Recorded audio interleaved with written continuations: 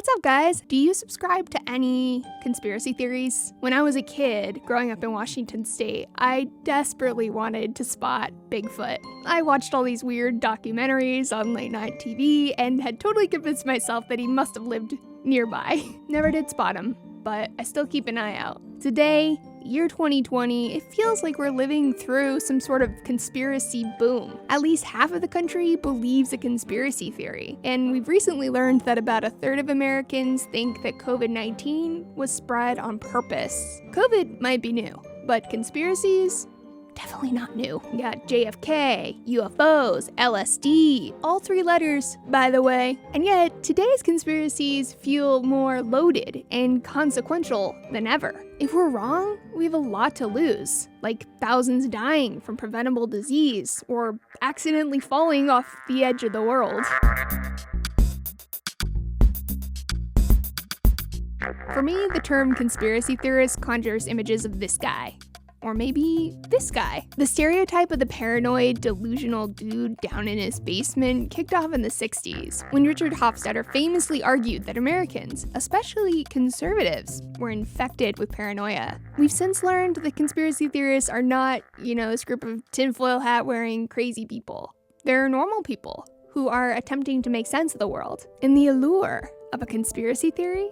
It appears to increase when society is in crisis. I think the uncertainty, the feelings of powerlessness, the loss of control that people are having, both from the virus and the policies meant to combat the virus, people are out of a job, the economy shut down. Those things are going to play a role in the sense that they may be pushing people to cope with it. And for some people, conspiracy theories may be that tool they reach for. With that said, if you don't already have a worldview that gets you to conspiracy theory, then simply being uncertain isn't going to do it on its own. This is Dr. Joseph Uzinski. He is a political scientist, and he studies, you guessed it, conspiracy theories. Rather than thinking of conspiracies as random fringe beliefs, he describes them as a worldview. In this worldview, a small group of powerful people act in secret for their own benefit, at our expense. Researchers have identified 5 themes that are present in most conspiratorial worldviews. The first, conspiracy theorists don't see themselves as conspiracy theorists. They see themselves as truth seekers, pursuing enlightenment on a journey toward forbidden knowledge. The in-group, the us, is people who share the belief and are also aspiring toward enlightenment, while the out-group, or them, is people who are complacent with the conspiracy, or the people who are involved in it. Taking action is also central to a conspiratorial worldview. Boycotts, protests, blogging, YouTube videos, these are all avenues to demand justice. Lastly, there's a focus on an idealized future, where the downfall of the evil elites or whoever paves the way toward radical change. As I was reading this, I was like, this actually sounds like other worldviews that I am familiar with. But like any belief system, it's not always that serious. Plenty of people think conspiracy theories are just a bit of fun. They're entertaining, they're interesting, just a way to pass the time, while others obviously take them very seriously. 28-year-old Edgar Welch was arrested in Washington Sunday afternoon outside Comet Ping Pong, a popular family pizza parlor. Police say Welch drove all the way from North Carolina to self-investigate Pizzagate. So I wanted to know, what kind of person becomes a conspiracy theorist? What would it take for you or me to fall all the way down the rabbit hole? There really isn't a demographic group that jumps out more than others. It's not more Republicans than Democrats. It's not more white or black or Hispanic, and it's not more men than women. The two things we do find are that people who are more educated and make more money tend to have less of this disposition. For reasons that we're not entirely sure of yet, the disposition to jump to the conspiracy explanation above others probably stems from people's socialization, so that something is going on in their upbringing, whether it's being imparted by the media, the parents, the circumstances they're brought up in, going to lead them to have this as part of their operating software. Psychologists have a number of theories about this operating software. Those who subscribe to conspiracies tend to have lower trust in the government, they tend to feel less in control of their lives, and they may feel more alienated from society. But the exact relationship and, what's going on here isn't totally clear. So if you ask a hardcore conspiracy theorist, do you trust the government? They're going to say no. But I'm not sure that lack of trust is causing the conspiracy theories, or that the conspiracy theories are causing the distrust. Evolutionary psychologists add another perspective. They say that as hunter-gatherer societies, conspiracy theories may have helped humans survive, finding patterns in seemingly unrelated data points, or suspicion toward a powerful outgroup may have helped us to detect threats. But in modern times, the concern is that conspiracy theories themselves are the threat, and that social media is a megaphone. I was shocked to learn from Dr. Uzinski that apparently conspiracy theories don't appear to be more common today than they were before the internet. Is it that there's more people believing? Is it the same amount of people believing in more? This is never defined. But that never stops people from saying, now is the time. It's the conspiracy golden age, and this is the apex. And if you look through newspapers, you will find that almost every year journalists say that, going back decades. That sounds familiar. In the past couple of years, YouTube and Facebook have received an avalanche of bad press about conspiracy content. Even Congress got involved. In your ongoing dinner parties with far-right figures, some of who advance the conspiracy theory that white supremacy is a hoax, did you discuss so-called social media bias against conservatives, and do you believe there is a bias? Congresswoman,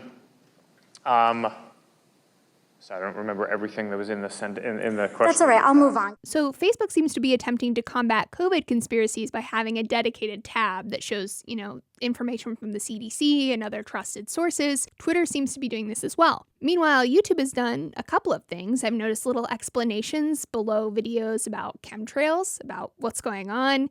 They've also promised to crack down on conspiracy videos by demoting or removing them. But if the fear is that there's a shadow force that is restricting access to information, how effective is it for a giant faceless corporation to be removing random posts? I mean, are we really saying that if we took down Facebook and Twitter and Donald Trump, that no one would think COVID is a conspiracy? Really?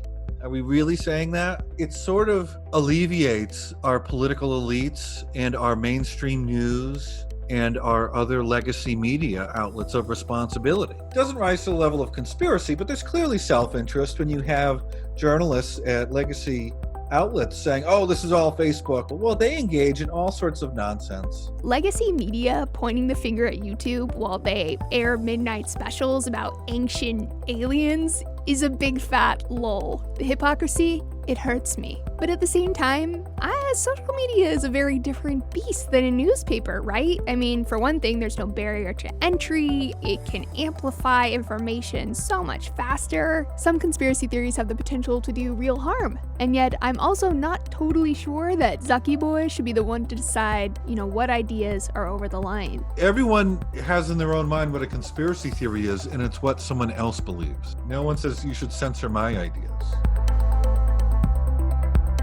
So our last stop here is the elephant in the room. Once in a while, a conspiracy turns out to be true. The tobacco industry buried evidence that it causes cancer. The CIA gave LSD to unknowing citizens. And then there was that time that the government pretended it was treating a group of black men with syphilis, but instead was letting the disease run its course in order to see what would happen. History and common sense have taught us that questioning authority, questioning people with power, holding them to account, these are all really important. And that means that conspiracies can't be done away with entirely. And Joe actually argues that they shouldn't be. If you ask a more normative question, which is, do we want to live in a world where everyone believes the same thing all the time? And this is where, I think it's good, like many of my colleagues are involved in seeking out methods to change people's minds about conspiracy theories.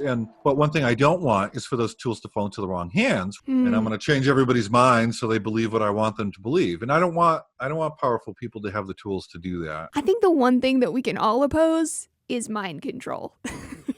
Except maybe for the lizard people. They probably would like that. What I found out there, though, is not, academics trying to figure out how to control people's minds. It's more about giving people tools to help them reveal and even prevent abuses of power. Dr. John Cook over at Skeptical Science argues that the conspiratorial frame rarely uncovers real conspiracies, and that's largely because of the complicated relationship with evidence. What we definitely benefit from are things like measured skepticism, careful consideration of evidence, which includes being willing to be proven wrong, and recognizing then eliminating contradictions in our beliefs. The way I see it boils more or less down to this. We all have false beliefs, whether they're conspiracy theories or not, and our task as thinkers and citizens of the world is to figure out which ones those are. Thanks for joining me, guys. Let me know what you think down below. Take care of yourselves out there, and I'll see you next time.